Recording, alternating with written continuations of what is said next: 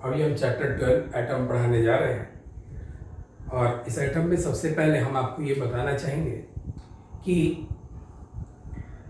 Atom की खोज में बहुत सारे साइंटिस्ट ने अपना कंट्रीब्यूशन किया, लेकिन सबसे पहले एटम का नाम देने का काम किसने किया? वो डाल्टन ने किया। आप सोचिए इस बात को थोड़ा ध्यान से।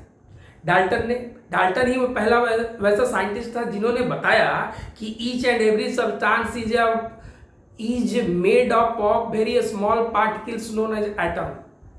दुनिया के जितने भी सब्सटेंस हैं वो सब के सब छोटे पार्टिकल जैसे एटम से बने हैं। And this atom can neither be created nor be destroyed. इसे हम ना ही तोड़ सकते हैं और ना ही बना सकते। तो एटम का सबसे पहला नाम देने वाला कौन था? तो वो डाल्टन ने दिया था। डाल्टन के बाद भी डाल्टन ने नाम जरूर दिया था, लेकिन नाम देने के बाद उसकी स्ट्रक्चर की कल्पना नहीं की थी।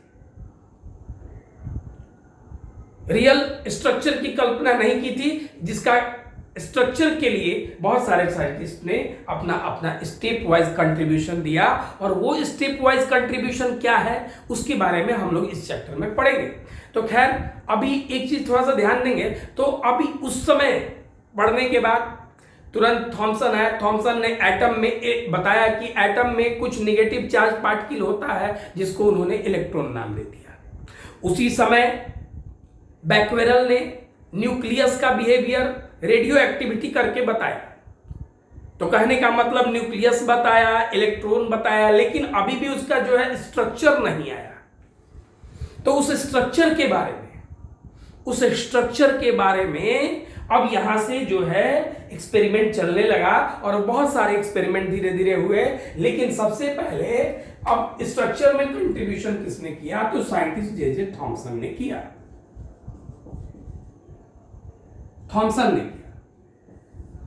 जे थॉमसन ने पहला क्या बताया? सबसे पहले यह बताया कि जितने भी एटम होते हैं, each and every atom is made up of positive charge sphere of radius order 10⁻⁻10 metre. अच्छा, एक चीज थोड़ा ध्यान देंगे। अगर हम रेडियस कहते हैं तो आप एक चीज सोचिए, आपको डाल्टन ने बताया था कि बहुत छोटा पार्टिकल है, स्मॉलेस्ट पार्टिकल है वो।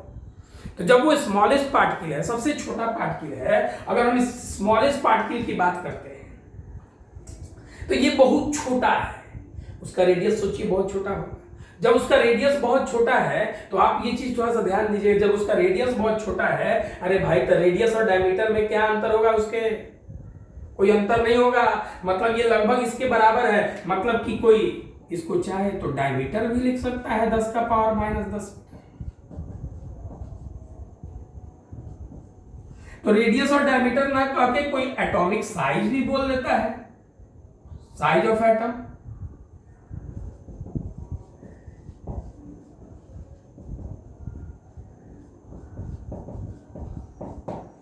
(10⁻⁻10 मीटर। ये चीज ध्यान रखिए आप, ये एटम का साइज हो गया। तो आप इसमें से कुछ भी बोल सकते हैं। अब दूसरी बात उन्होंने क्या कही?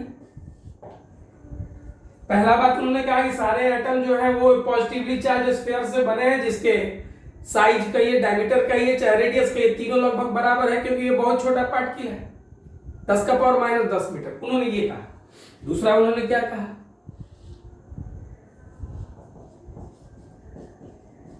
In each atom, electrons are embedded such as seeds in watermelon। उन्होंने दूसरा पॉइंट ये कहा कि सारे एटम में इलेक्ट्रॉन जैसे तरबूज में बीज होते हैं, उसी तरह से सारे एटम में इलेक्ट्रॉन धसे हुए होते हैं। अब इस बात को थोड़ा सा सोचिएगा। इसीलिए इस this is also known as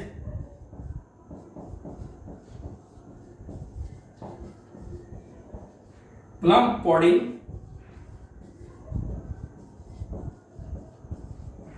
model. खैर, अब इस चीज को समझते हैं।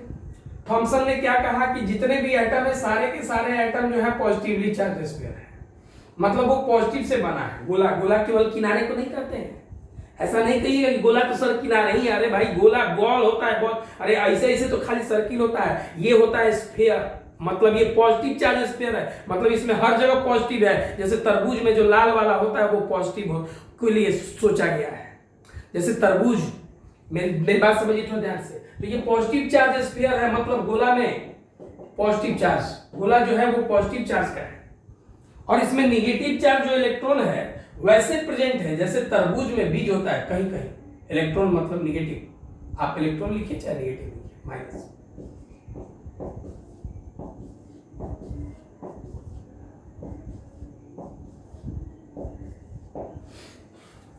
थोड़ा सा ध्यान देंगे आप।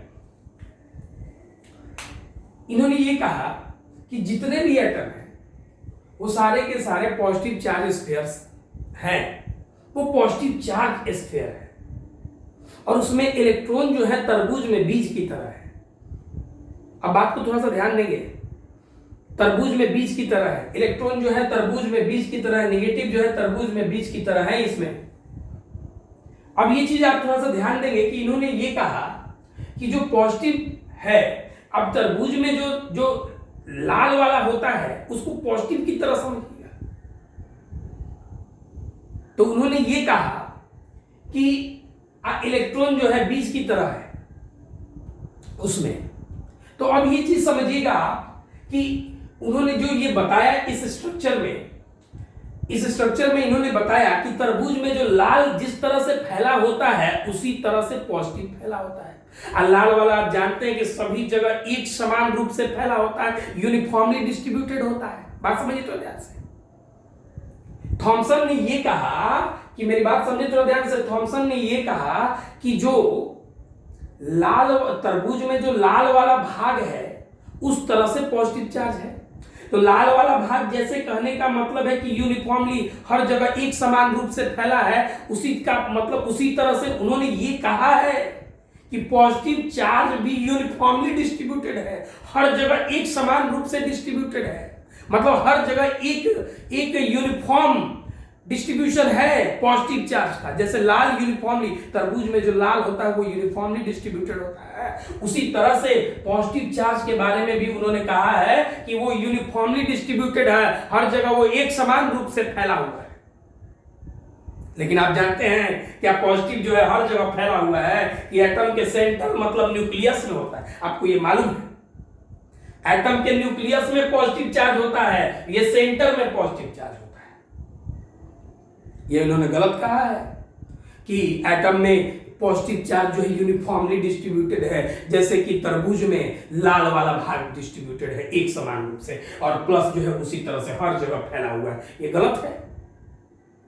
अब इस चीज को समझिए, इसके बाद समझेंगे थोड़ा ध्यान से। अब अगर हम बात करते हैं इलेक्ट्रॉन की बात, इलेक्ट्रॉन के बारे में भी उन्होंने गलत कहा कि इलेक्ट्रॉन भी तरबूज में बीज की तरह है, जहां यहां कहीं भी हो सकता है, साथ में हो सकता है, यहां हो सकता है, यहां हो सकता है, यहां हो सकता है, कहीं हो सकता है। तो कहने का मतलब है कि ये जो शेप में, अब ये चीज समझेंगे, बात थोड़ा सा ध्यान देंगे। अब इसकी रियल शेप की बात करते हैं। क्या ऐसा है क्या? रियल शेप में आप जानते क्या है कि हर एटम का एक न्यूक्लियस होता है जिसमें न्यूट्रॉन और प्रोटॉन होता है, और बाहर में जो है ये इलेक्ट्रॉन होता है। अब उन्होंने ये कहा क्या, उन्होंने ये कहा कि जितने भी एटम है उसमें पॉजिटिव चार्ज यूनिफॉर्मली डिस्ट्रीब्यूटेड है, प्लस जो है हर जगह फैला है। लेकिन आप जानते हैं कि प्लस जो है रियल स्ट्रक्चर इसका ये है, प्लस जो है इसके न्यूक्लियस में है, और इलेक्ट्रॉन जो है इसके बाहर वाले ऑर्बिट में घूम रहा है। ऑर्बिट में घूम रहा है इलेक्ट्रॉन, ये इस तरह से नहीं है कि जहां मन तहां है, ये ऑर्बिट में निश्चित डिफिनिट नंबर में घूमता है। ये रियल शेप स्ट्रक्चर हो गया अभी तक जो हम लोग जानते हैं। अभी भी एक चीज ध्यान रखिए, पता नहीं अभी भी जो हम लोग जो जानते हैं एटम का स्ट्रक्चर वो सही है या नहीं पूरी तरह से, लेकिन जो जितना जानते हैं, जिस हिसाब से जितना हम लोग सही जानते हैं, जो हम लोग सही मान के चलते हैं, उसके हिसाब से आप ये जानते हैं कि ये इसका स्ट्रक्चर है, जिसमें कि ये न्यूट्रॉन है, ये प्रोटॉन है और बाहर में इलेक्ट्रॉन है। एक और चीज, और इन्होंने क्या कहा कि जैसे पॉजिटिव चार्ज यूनिफॉर्मली डिस्ट्रीब्यूटेड है, वैसे मास भी हर जगह डिस्ट्रीब्यूटेड है, मतलब हर जगह इसका मास भी बराबर है, हर जगह इसका मास बराबर है। उन्होंने ये भी कहा, ये भी गलत कहा। आप एक चीज सोचिए थोड़ा ध्यान से, यहां पर न्यूट्रॉन और प्रोटॉन दोनों है। आपको मालूम है कि 3 fundamental particle electron, proton, neutron में इलेक्ट्रॉन सबसे हल्का है, इलेक्ट्रॉन सबसे हल्का है। तो अब ये बताइए कि यहां पर जो इलेक्ट्रॉन है वो सबसे हल्का है और ये न्यूट्रॉन प्रोटॉन जो है कलेक्टिवली यहां पर प्रेजेंट है। तो अब ये देखिए, ये इससे ये प्रोटॉन भारी, एक ही प्रोटॉन भारी है और यहाँ एक न्यूट्रॉन भी है, वो भी भारी है, उसमें मल्टीपल नंबर ऑफ न्यूट्रॉन और प्रोटॉन है। तो सोचिए कि ये कितना भारी है, तो इसके तुलना में ये ज्यादा भारी है। आपको ये मालूम है कि सारे जो है, आप ये रियल स्ट्रक्चर की बात करें जो अभी तक हम जानते हैं कि सारे पॉजिटिव चार्ज जो है न्यूक्लियस में होते हैं और किसी भी एटम का जो मास होता है वो न्यूक्लियस में कॉन्सेंट्रेटेड होता है। क्यों? क्योंकि बाहर वाला जो इलेक्ट्रॉन है वो नेग्लिजिबल, इसके कंपेरिजन में नेग्लिजिबल मास का है। तो हम ये बताना चाहें, उसको भी आगे हम डील करेंगे, कब कहा कितना क्या मास है, उसके भी मास को कंसीडर करके कभी हम लोग मास डिफेक्ट में पढ़ेंगे, बात को ध्यान रखिएगा। लेकिन ये चीज थोड़ा सा ध्यान दीजिए, हम जो बता रहे हैं, आप ये बताइए कि आप ये बताइएगा, आप ये सोचिए कि यहाँ पर मास ज्यादा है कि यहाँ पर मास ज्यादा है। अरे भाई, तो यहाँ निश्चित तौर से इलेक्ट्रॉन से प्रोटॉन का मास ज्यादा है और ये न्यूट्रॉन भी भारी है और ये आपको मालूम है कि दोनों का मास, ये दोनों ज्यादा भारी है, तो इसका मास ज्यादा हो गया, इसका मास कम हो गया। यहाँ कलेक्शन है न्यूट्रॉन और प्रोटॉन का, और प्रोटॉन का भी बहुत सारा कलेक्शन है, न्यूट्रॉन का भी बहुत सारा कलेक्शन है। तो इसमें देखिए यहाँ पे मास बहुत ज्यादा हो गया इसके कंपैरिजन में। तो अब ये बताइए, क्या इसके हर जगह मास बराबर है? बिल्कुल नहीं। तो इन्होंने ये भी तो कहा कि हर जगह मास भी यूनिफॉर्मली डिस्ट्रीब्यूटेड है। क्या ये सही है? नहीं, बिल्कुल सही नहीं है। मास यूनिफॉर्मली डिस्ट्रीब्यूटेड नहीं, यूनिफॉर्मली डिस्ट्रीब्यूटेड मास नहीं। तो उन्होंने ये कहा, जो कहा वो तीसरा पॉइंट, इन्होंने कहा कि पॉजिटिव चार्ज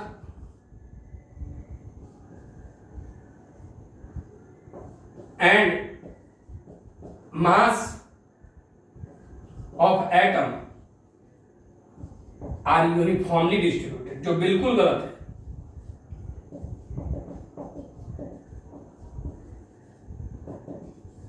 चौथे पॉइंट की बात करते हैं हम।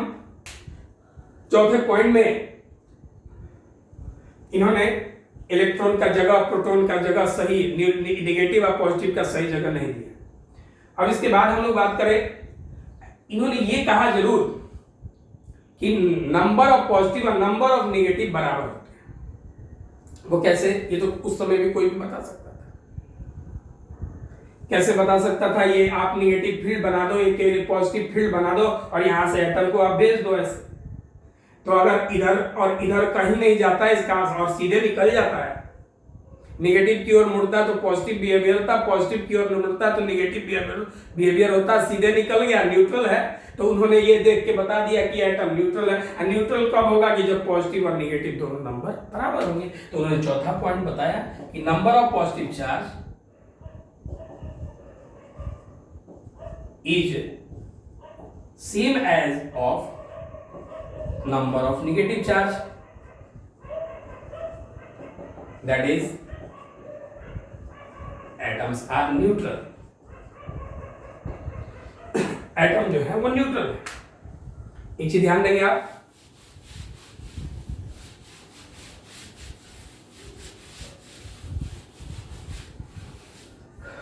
अब देखिए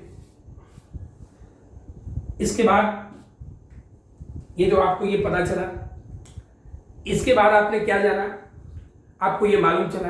एक चीज देखिए, जे थॉमसन ने क्लियर कैलकुलेशन किया, एक्सपेरिमेंट किया, जिसमें कि कुछ कमियां रह गई हैं, लेकिन उन्होंने 3 चीज का एक्सप्लेनेशन किया था। Thompson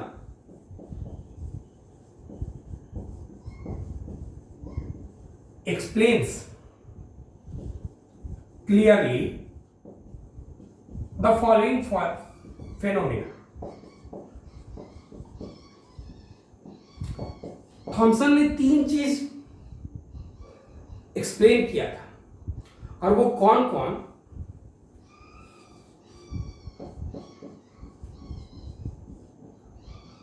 thermionic emission,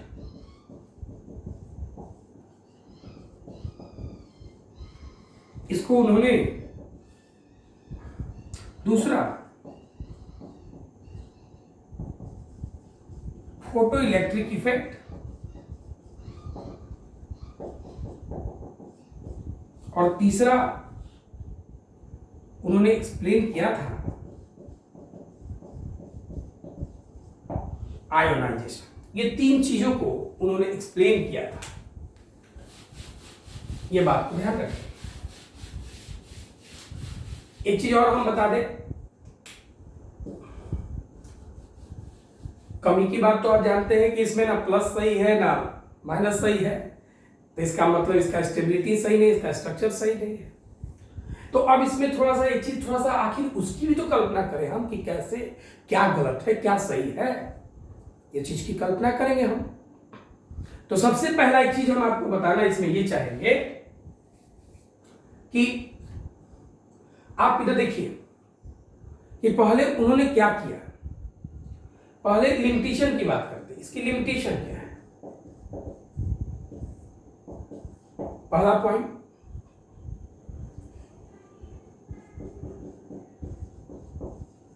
it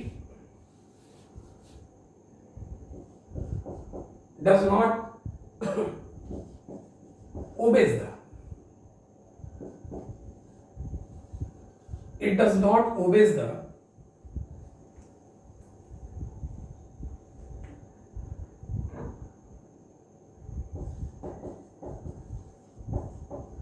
alpha scattering of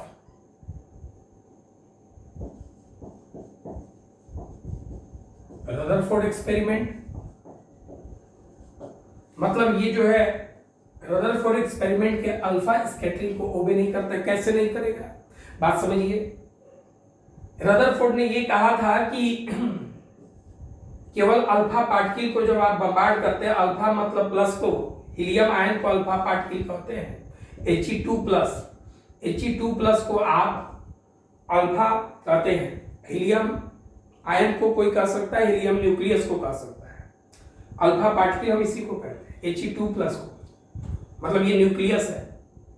मतलब आप पॉजिटिव को जब आप प्लस को आप भेजते हैं तो केवल आप जानते हैं कि केवल ये बीच से ही लौट के आता है, बाकी और कहीं से नहीं लौट के आता है। अरे लौटने का मतलब क्या है? लौटने का मतलब अगर ये प्लस जा रहा है तो प्लस कब लौटेगा भाई? जब ये प्लस के सामने होगा तभी प्लस लौटेगा। अरे यहाँ अगर माइनस होता तब तो ये खींच के सटा देता आपने, लेकिन जब ये प्लस है, मेरी बात समझेंगे, इस चीज का कॉन्सेप्ट आगे चाहिए, क्लोजेस्ट अप्रोच पढ़ेंगे रदरफोर्ड के बाद, इसको ध्यान रखिएगा। तो ये जो है, ये निगेटिव जो चार्ज आपको पता चल रहा है, ये निगेटिव चार्ज, तो जो ये निगेटिव चार्ज जो आपको मालूम चल रहा है, इस निगेटिव की बात हम करते हैं। अगर ये निगेटिव होता तो ये प्लस जाके यहाँ पे सट जाता, लेकिन अगर ये पीछे लौटा है तो इसका मतलब है कि जरूर रिपल्सन हुआ है। तो रिपल्सन कब होगा? जब यहाँ प्लस है तो यहाँ प्लस होगा, तब ना रिपल्सन होगा। तो एक चीज ध्यान रखिए, पॉजिटिव की बात हो गई, इसका मतलब है कि यहाँ न्यूक्लियस यहाँ पर जो है पॉजिटिव है, तभी ये पॉजिटिव लौट के आया है। तो उन्होंने ये कहा था, उन्होंने क्या कहा था? अरे उन्होंने ये कहा था कि जब ये कहा था कि हर जगह प्लस है। ये किसने कहा था? यूनिफॉर्मली डिस्ट्रीब्यूटेड है, किसने कहा था? थॉमसन ने कहा था। तो जब ये हर जगह प्लस है तो ये अल्फा जो है हर जगह से आना चाहिए। ऐसा तो हुआ नहीं कि बहुत सारे अल्फा तो सीधे निकल गए थे। इसका मतलब है कि इधर कोई पॉजिटिव नहीं है। इसका मतलब ये है कि ये उसके हिसाब से ये सही है कि सेंटर से लौटा, एक्सपेरिमेंटल वेरिफिकेशन है। लेकिन अगर वो उस थॉमसन वाला अगर हम इमेजिनेशन करते तो हर जगह से प्लस लौटना चाहिए था, जो कि आपको दिखाई नहीं दिया है। इसका मतलब है ये रियल न्यूक्लियस के एक्सपेरिमेंट को ये जो बनाया, जो थॉमसन ने दिया, इसको ये ओबे नहीं करता है। ये चीज को आप ध्यान रखेंगे। और इसके बाद दूसरा बात, it does not obeys the atomic spectrum line. अब ये चीज को थोड़ा सा ध्यान रखेंगे। अब जैसे इसको कैसे एक्सप्लेन किया उन्होंने, जैसे आप अगर मान लिया जाए कि अब बात को समझिए थोड़ा ध्यान से। एक चीज थोड़ा सा सबसे पहले इसको समझने के लिए आपको एक बात जानना होगा। क्या जानना होगा कि जितने भी रेडिएशन के फॉर्म में, बात समझिए जो हम बोल रहे हैं, जितने भी रेडिएशन के फॉर्म में एनर्जी रेडिएट होते हैं, वो रेडिएशन का एनर्जी जो होता है E बराबर एच न्यू से होता है। ये प्लांक्स का रिलेशन है। E बराबर एच न्यू होता है, क्वांटम थ्योरी ऑफ लाइट में पढ़ाएंगे हम। तो जब फोटोन का ये प्रॉपर्टीज है, रेडिएशन के फॉर्म में जो भी एनर्जी रेडिएट होता है वो एनर्जी E बराबर एच न्यू होता है। न्यू मतलब फ्रीक्वेंसी, मतलब वो फ्रीक्वेंसी पर डिपेंड करता है। अब एक चीज समझे, तो अब सुनिए मेरी बात को ध्यान से। तो उन्होंने कहा क्या, जब आप इस एक्सपेरिमेंट को देखने के लिए इसको आप सोचते हैं थोड़ा ध्यान से, इसको ये कैसे, ये लिमिटेशन कैसे बना, तो इसके एक्सपेरिमेंट के लिए अगर देखा जाए ये कैसे गलत साबित हुआ कि ये नहीं, ये कैसे, दूसरा पॉइंट कैसे हमको मालूम चलता है कि एटॉमिक स्पेक्ट्रम को ओबे नहीं करता है। अरे भाई, तो दूसरा पॉइंट हमको ये मालूम चलता है कि एटॉमिक स्पेक्ट्रम को कैसे ओबे करता है, तो जब आप हाइड्रोजन एटम का एक्सपेरिमेंट करते हैं। हाइड्रोजन एटम क्यों, क्योंकि बोर्स ने भी हाइड्रोजन एटम का ही स्पेक्ट्रम बनाया था, और उस समय आपको याद होगा 11 में आपने पढ़ा हुआ था लाइमन सीरीज, बामर सीरीज, है ना, ब्रैकेट सीरीज और फंड सीरीज, ऐसा आपने पढ़ा था, और वो हम आगे पढ़ाएंगे बोर्स में।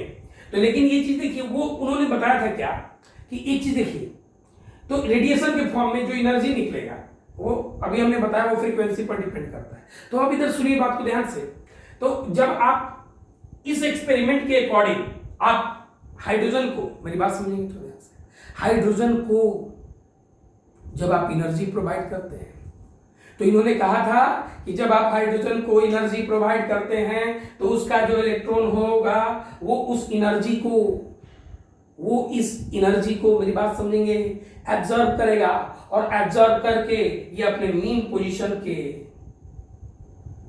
इर्द गिर्द ऐसे वाइब्रेट करेगा।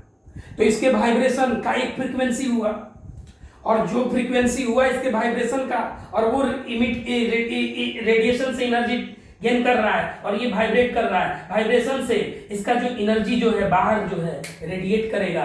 तो रेडिएट जिस फ्रीक्वेंसी से ये वाइब्रेट कर रहा है, क्यों, क्योंकि वही एनर्जी जो गेन किया है, जो एक्स्ट्रा एनर्जी इसको मिला है, उसी से वाइब्रेशन करेगा, और जो इसको जो ये मूव करके इस तरह से लॉस कर रहा है, तो जब वो लॉस कर रहा है तो उसको लॉस करेगा, तो लॉस करेगा in the form of radiation. Radiation जिस फ्रीक्वेंसी से ये मूव किया, मान लिया है न्यू, और उसी फ्रीक्वेंसी का ये एनर्जी रेडिएट करेगा।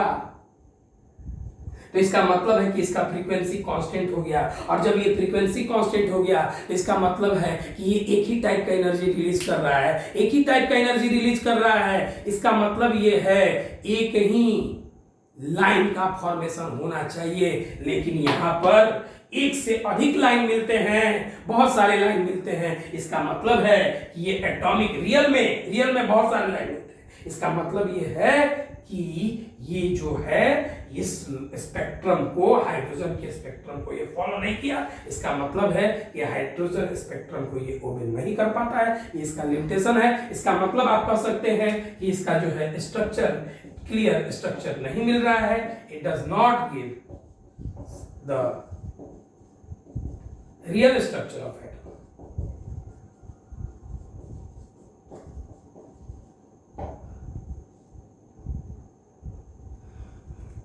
पॉइंट अच्छे लगे, नया उसको उतार लेंगे।